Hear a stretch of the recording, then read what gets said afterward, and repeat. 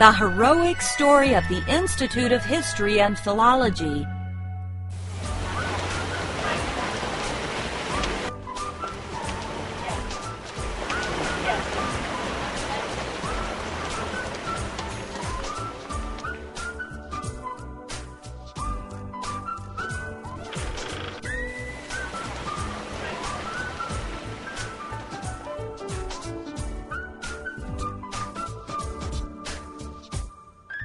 How weird, Mr. Mask.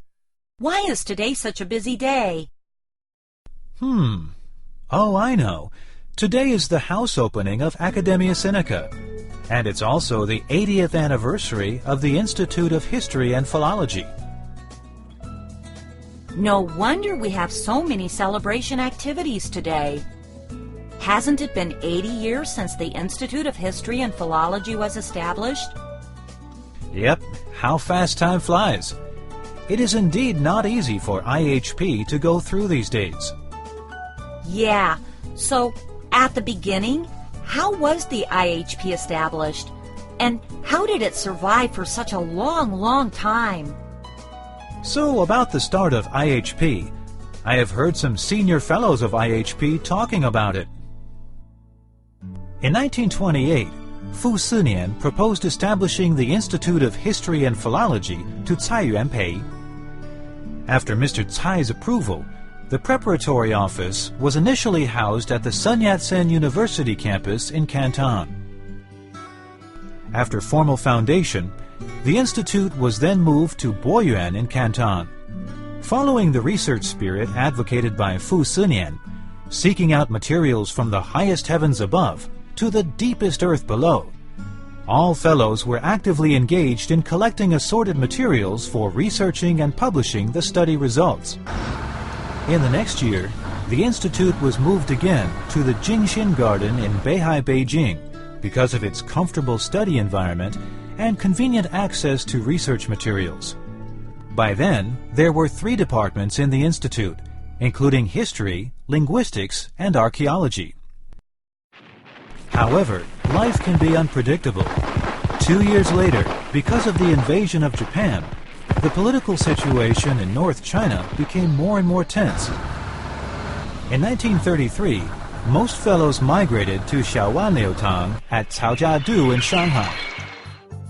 The next year, the institute moved south again to the foot of Qingtian Mountain, where Academia Sinica's buildings in Nanjing were being finished one after another. The 4th department, anthropology, was also set up, carrying out minority research.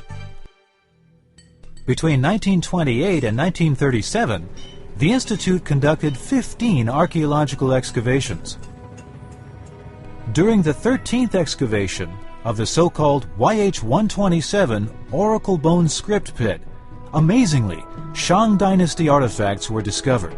That brought to the world the most precious and valuable treasures hidden underground for more than 3,000 years. With regard to this significant discovery, Pan Chue, one of the excavation staff, wrote the director of the archaeology department, Li Ji. Dear Yantang, Ji Zhi, and Si Yong, since the oracle bone scripts were found, the oracle bones in YH-127 pit are the most intact we have ever seen. Our colleagues are so excited about it and are even working day and night.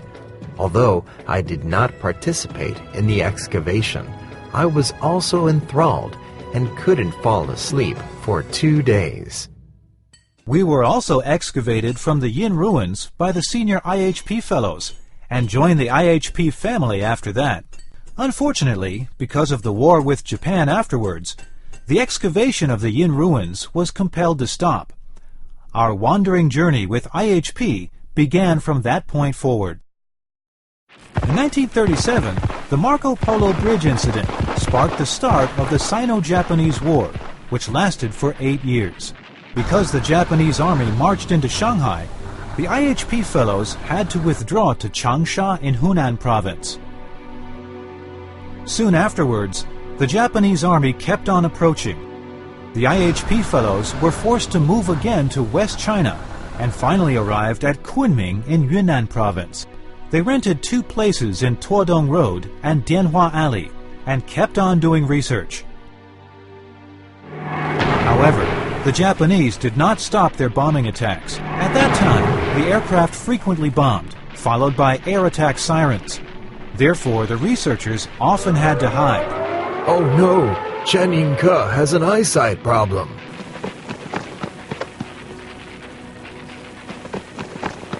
In order to keep the artifacts and the books from getting lost and damaged, the IHP decided to move to a suburban district of Kunming called Longquan Town. Hence, the IHP researchers could finally keep on working temporarily without hearing the bombing sirens. In 1940, when the suburban districts of Kunming began to suffer from aircraft attacks, the IHP was forced to move to the north again, to a village called Lizhuang in Sichuan province. But this time, the move did not go smoothly.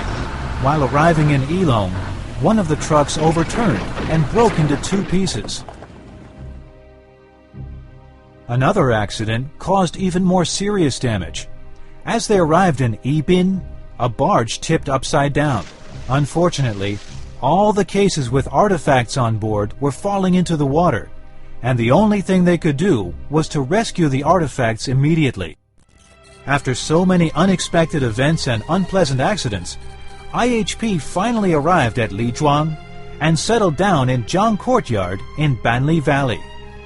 Although the surroundings were difficult, the IHP fellows still carried on their research. Even with a limited budget, they still coordinated a committee to proceed with the investigation in Gansu and Shanxi provinces nearby northwest China. When Japan surrendered and the victory of war arrived in August 1945, all IHP fellows were exultant.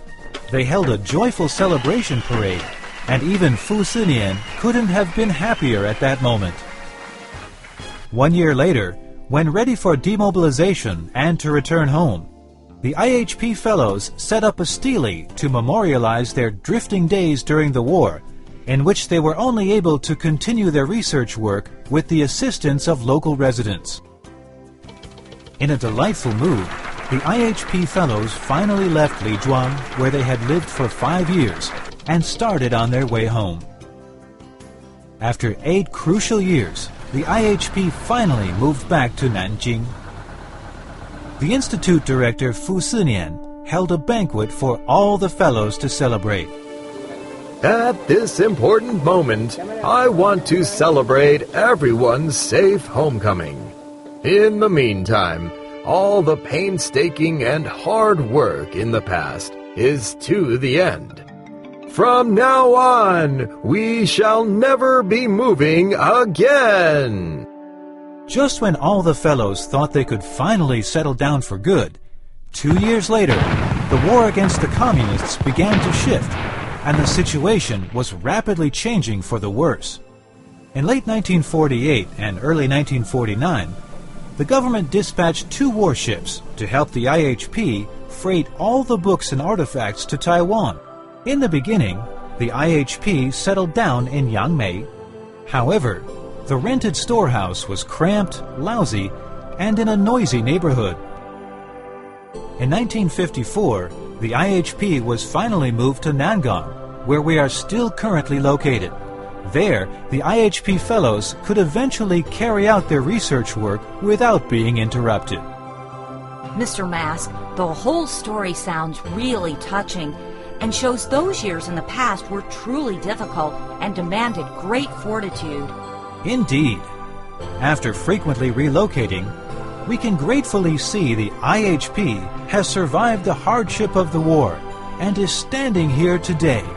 I believe that IHP's firm and devoted spirit to research will continue from generation to generation forever.